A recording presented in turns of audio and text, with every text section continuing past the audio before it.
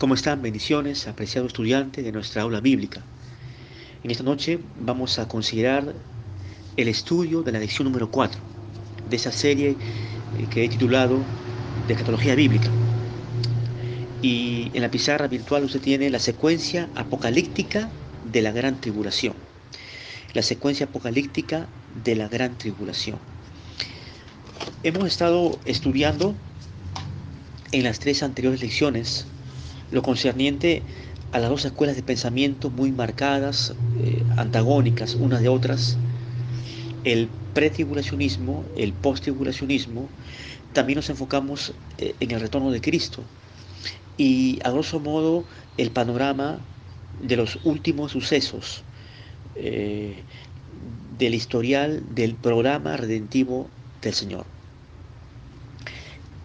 Tenemos como parte de esta cuarta lección las escuelas escatológicas de pensamiento. Ahí en el primer esquema usted puede apreciar el pretribulacionismo, es decir, Cristo vendrá antes o su venida precedería la gran tribulación. Tenemos en segundo lugar el posttribulacionismo, en el sentido de que Cristo vendría después de la gran tribulación, porque la palabra post significa posterior, es un prefijo. El amilenialismo, nótese bien, el amilenialismo, el prefijo a significa negación, privación. Y de acuerdo a esta postura amilenialista, no habría un milenio literal, un milenio de 1000 años, valga la redundancia, un periodo milenario davídico, mesiánico. Eh, y también la otra escuela de pensamiento que ya lo hemos en cierta forma abordado es el premilenialismo, que Cristo retornará antes de los 1000 años. Y esto está refrendado, comprobado por la misma Biblia. El postmilenialismo esgrime la enseñanza de que Cristo regresaría o retornaría después de los 1000 años, lo cual eh, viola la secuencia apocalíptica, escatológica. Entonces, el postmilenialismo ubica el retorno de Jesús después de los 1000 años y el premilenialismo ubica el retorno, el segundo advenimiento de Cristo Jesús antes del periodo de los 1000 años. Entonces la interrogante surgida aquí es la siguiente: ¿qué postura observa usted en la Biblia frente a estas escuelas de pensamiento escatológicos? ¿Cuál es su postura? ¿Cuál es su propia observación? ¿Usted acaso será o se identificará como un pretribulacionista o un posttribulacionista o un amilenialista o un premilenialista o un postmilenialista? Estos términos, Pastor Frank, profesor Frank, que premilenialismo, que amilenialismo, son terminologías teológicas. Dentro de la teología sistemática, el curso o la disciplina de lo que es escatología encierra estas terminologías: tribulacionismo, postribulacionismo, pretribulacionismo. Y esto tiene que ser para usted un lenguaje ya común dentro de su léxico teológico de estudio de la Biblia. Amén. Para que no sea confundido cuando alguien le habla a usted de: ¿usted es pretribulacionista o es posttribulacionista? Entonces, ¿usted cómo pudiera responderle a esa persona? Amén.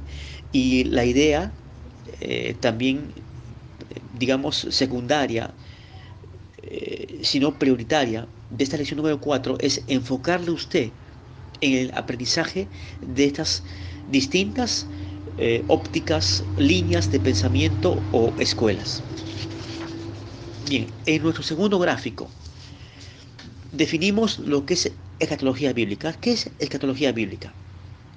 La palabra escatología, el término escatología, viene del griego escatos. Ahí tiene usted en el gráfico, escatos.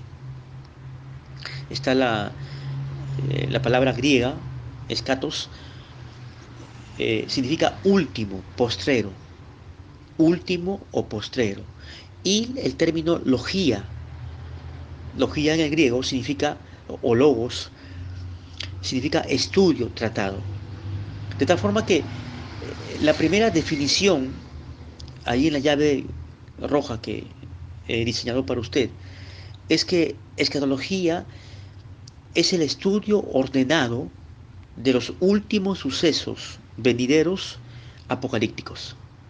Es el estudio ordenado de los últimos o postreros acontecimientos venideros apocalípticos, o que están narrados y que están revelados y muy descritos en el Apocalipsis o en el libro juanino de la Revelación. Y como punto 2, dentro de la concepción o de la definición de lo que es escatología, es el estudio del contexto de la segunda venida de Cristo. El estudio o el tratado, digámoslo así, del contexto o de las implicancias propias de la segunda venida del Señor Jesucristo. Amén. ¿Lo entendió? Muy bien. ¿Cuáles son los temas, como punto B, los temas de la escatología bíblica?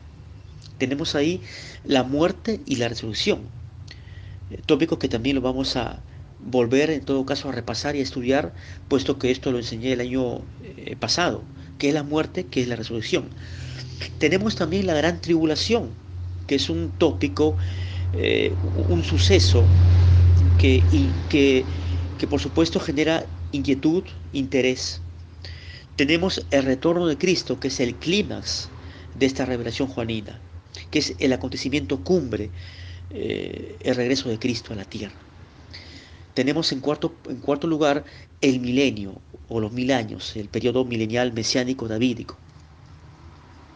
En quinto lugar, el juicio final, amén, o también llamado el juicio general, tanto de reprobados como de salvados, eh, de escogidos como de no escogidos para la salvación. En sexto término tenemos la última rebelión de Satanás, la última rebelión del diablo, del maligno. Y en séptimo lugar, los cielos nuevos y la tierra nueva, el establecimiento o la creación de los cielos nuevos y de la tierra nueva. Como punto C, dentro de esta llave, tenemos el cuándo. ¿Cuándo vendrá Cristo? La gran pregunta, ¿no?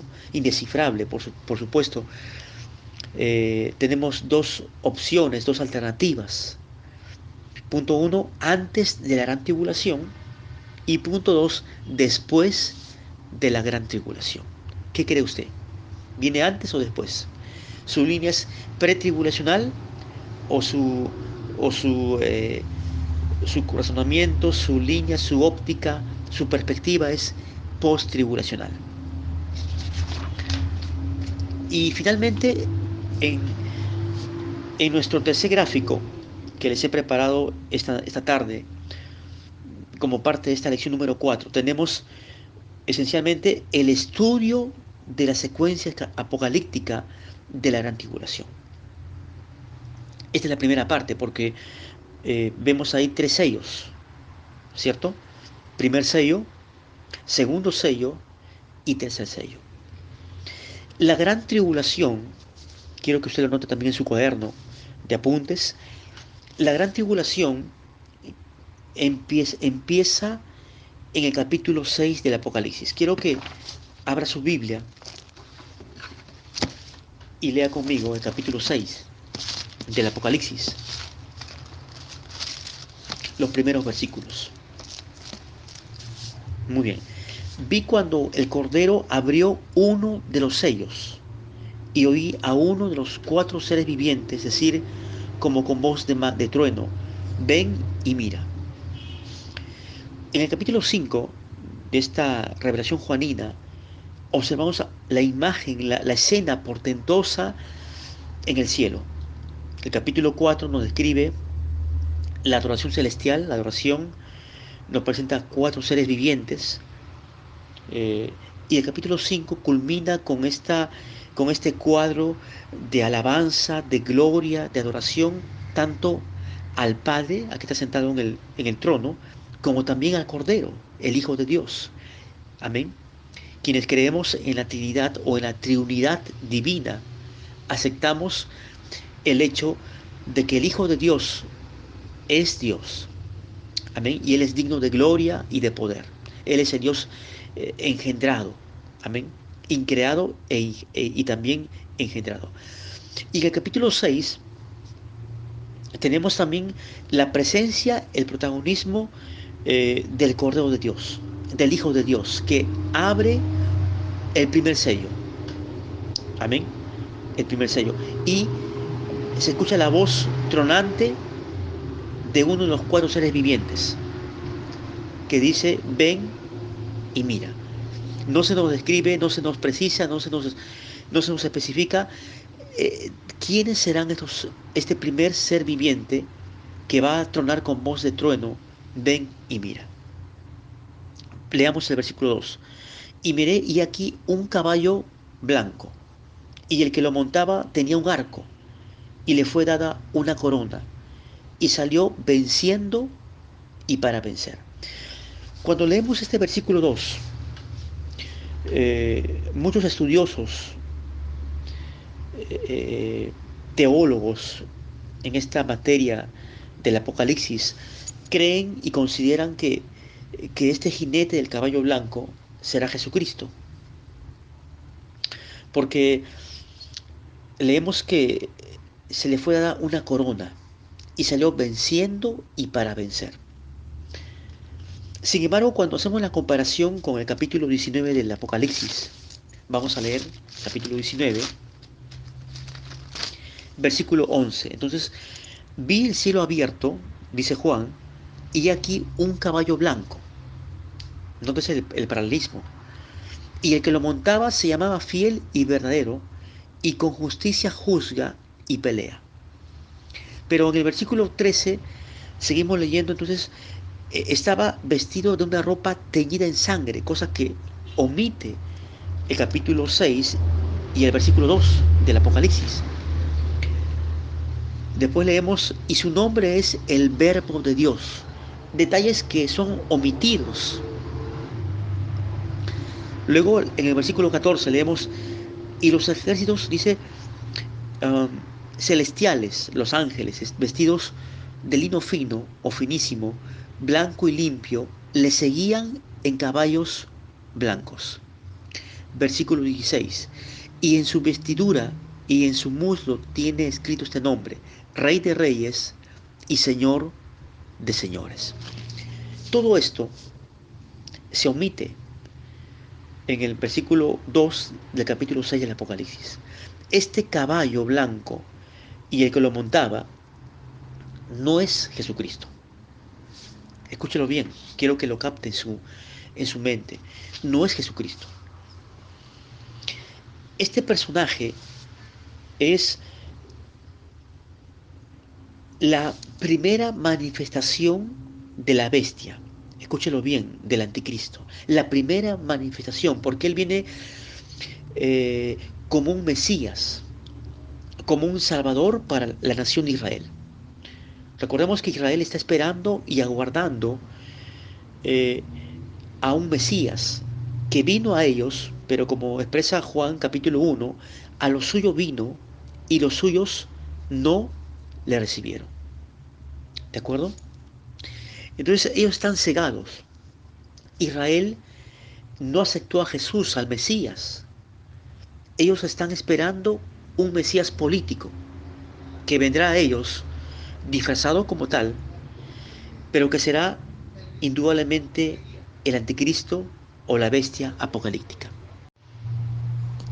En segundo lugar, se nos dice que le fue dada una corona y salió venciendo y para vencer. ¿Quién le dio la corona a la bestia, al anticristo? ¿Quién le va a dar? ¿Quién le va a otorgar poder, dominio? ¿Será acaso Dios?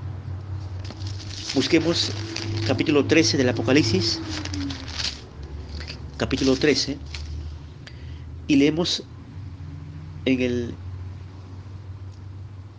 en el versículo 3 en adelante. Versículo 4. Y adoraron al dragón que había dado autoridad a la bestia. Y adoraron a la bestia diciendo, ¿quién como la bestia? ¿Y quién podrá luchar contra ella? Interesante. Amén.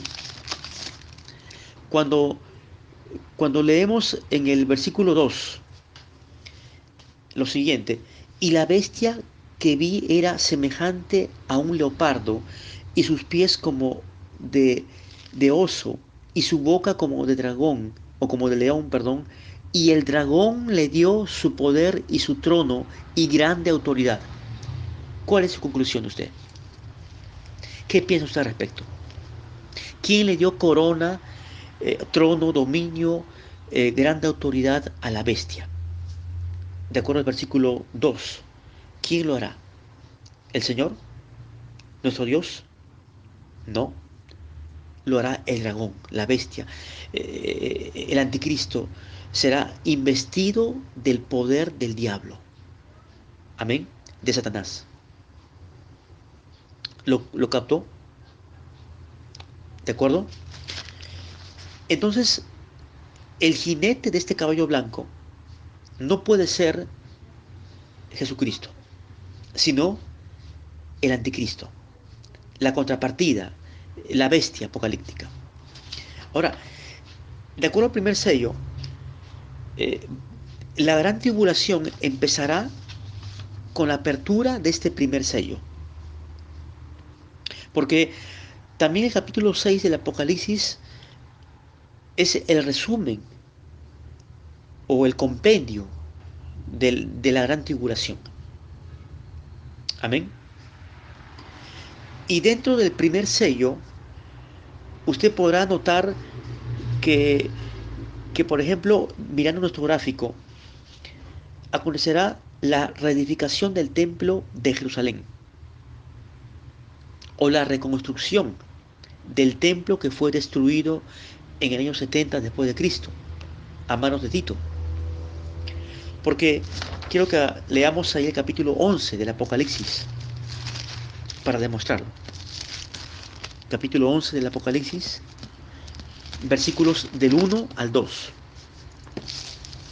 ¿Lo tiene usted ahí? Muy bien. Entonces me fue dada una caña semejante a una vara de medir, y se me dijo, levántate y mide, ¿qué cosa? El templo de Dios. Bien claro, el templo de Dios y el altar, y a los que adoran en él.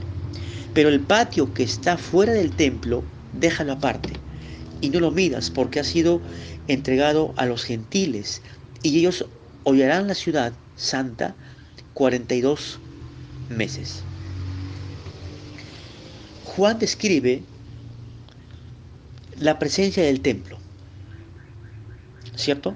El templo de Dios, que será medido, que será reconstruido. De hecho, los judíos tienen los planos del templo futuro, del próximo templo de la gran tribulación.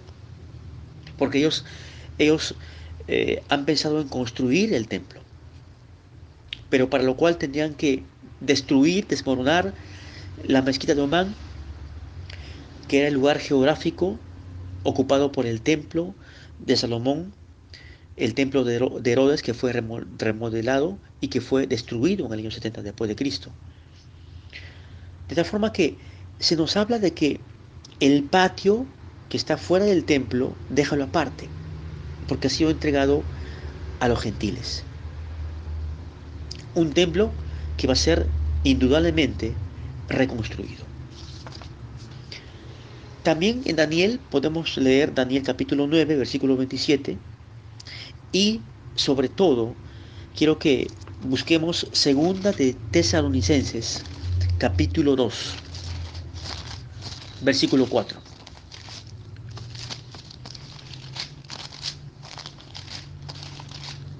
Bien, el cual se opone y se levanta contra todo lo que se llama Dios o es objeto de culto, tanto que se sienta en el templo de Dios como Dios, haciéndose pasar por Dios.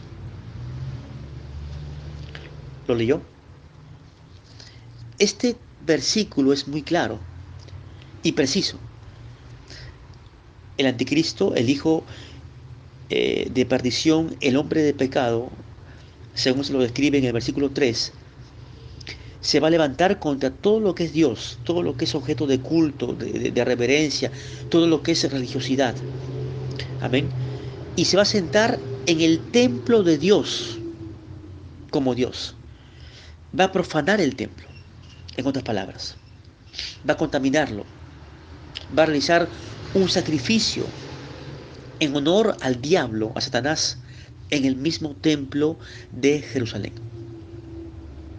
Amén. Nuestra hermana Ana eh, hizo una pregunta, eh, Mateo 24, por ejemplo, donde también se habla de la profanación del templo.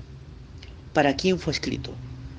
¿Para los judíos o para o para los gentiles? Este discurso escatológico, el último gran discurso que efectuó Jesús, eh, estuvo destinado para la audiencia originalmente judía, pero en segunda instancia de forma abarcativa para toda la iglesia. Porque se nos habla de un doble cumplimiento profético.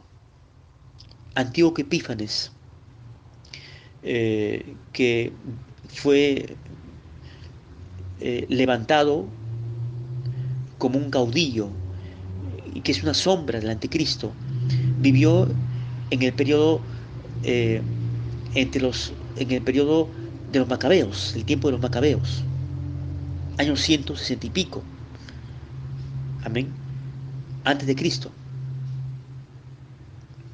Y así como él, Antíoco Epífanes, perdón, o Epifanes, profanó el templo de Jerusalén, porque él hizo un sacrificio de una puerca en honor al dios Zeus, de un cerdo. Hizo él el sacrificio en honor al dios Zeus. Y esto está narrado y evidenciado de forma histórica en el libro de Macabeos. Estos libros pseudo-apócrifos, Macabeos, primera y segunda de Macabeos. Las Biblias católicas, la Biblia latinoamericana, contienen la narrativa de primera y segunda de Macabeos. De tal forma que Mateo 24 eh, es un mensaje, un discurso para Israel, pero asimismo para toda la iglesia gentil.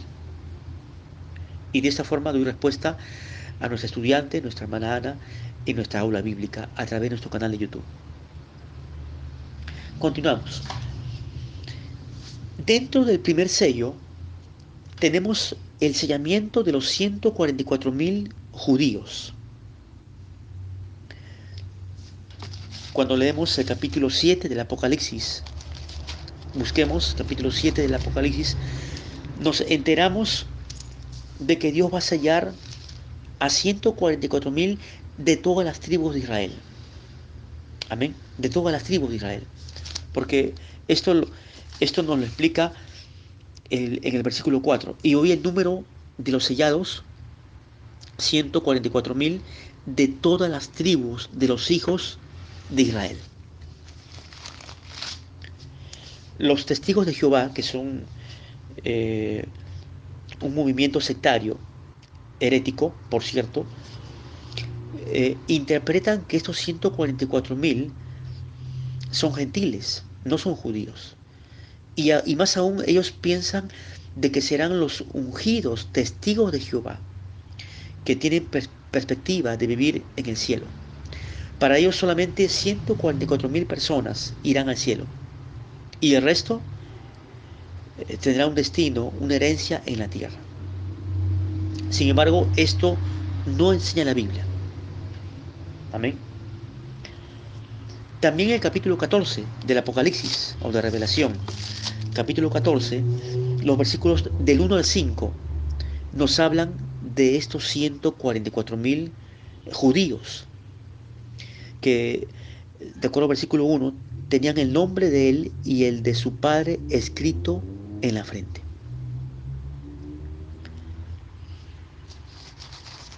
Luego, dentro del primer sello, también usted puede leer capítulo 11 de Romanos, versículo 5, Isaías capítulo 1, versículo 9, y Joel capítulo 2, versículo 32, Amós capítulo 5, versículo 15.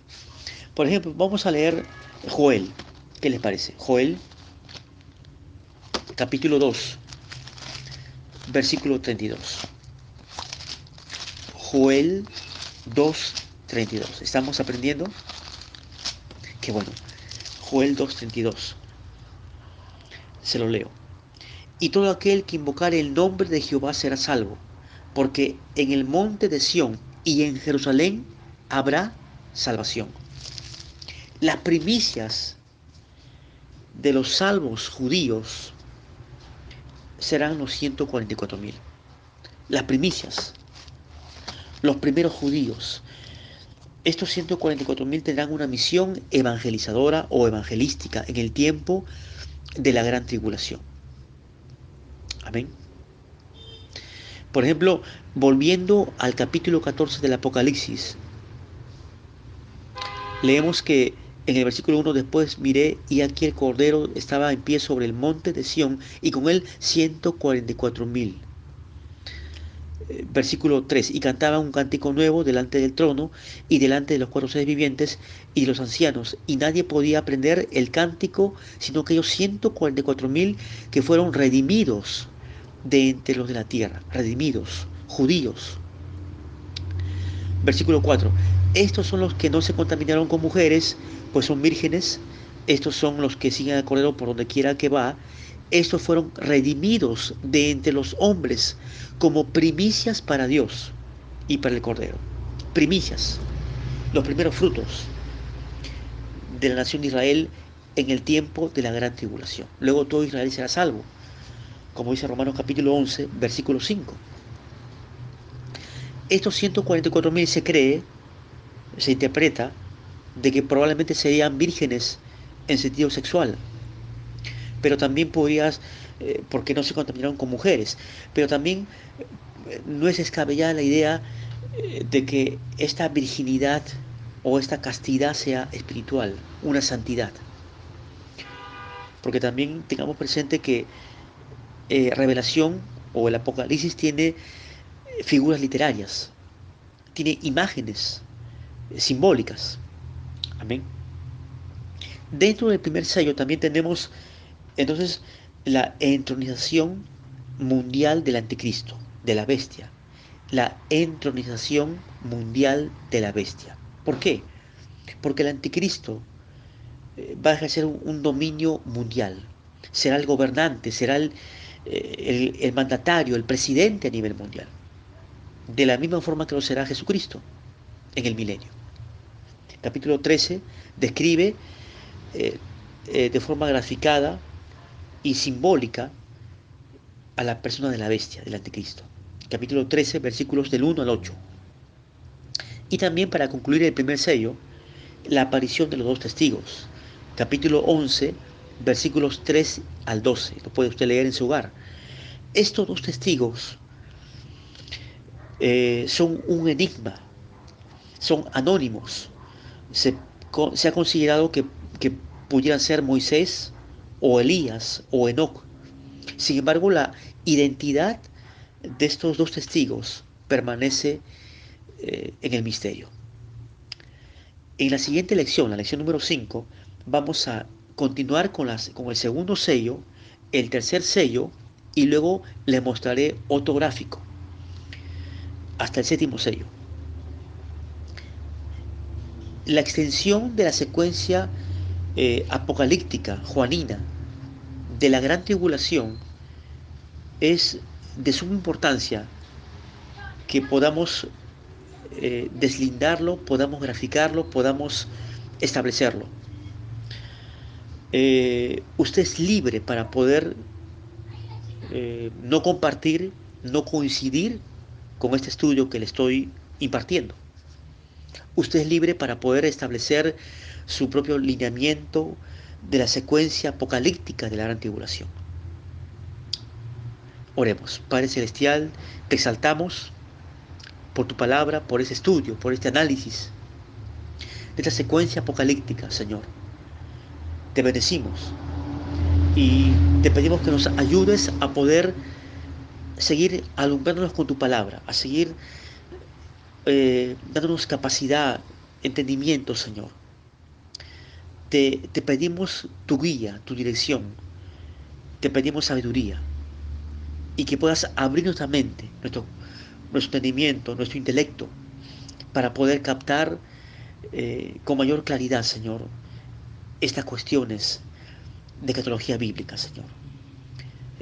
Tu reino, la gran tribulación, la secuencia, el orden de los acontecimientos tuyos, venideros. Te bendecimos y te damos a ti todo el honor, toda la gloria. Te adoramos en el nombre santo de tu Hijo amado, el Cordero de Dios, Cristo Jesús, Rey de Reyes y Señores, Señores. ¿Cuántos dicen amén? Amén. Puedes suscribirse a mi canal de YouTube. Espero que estas lecciones, estos programas de estudio, de enseñanza bíblica, les sean de mucho provecho, de mucho aprendizaje. Les bendigo, les pido sus oraciones por este ministerio que el Señor me dio en su gracia, y pues será hasta la próxima lección. Les bendigo, les envío un abrazo. Soy el pastor, profesor, maestro bíblico Frank Mendoza Martínez de Lima, Perú. Estoy para servirles. Cualquier pregunta, cualquier consulta bíblica puede comunicarse conmigo y yo de forma gustosa les serviré con la explicación pertinente. Bendiciones.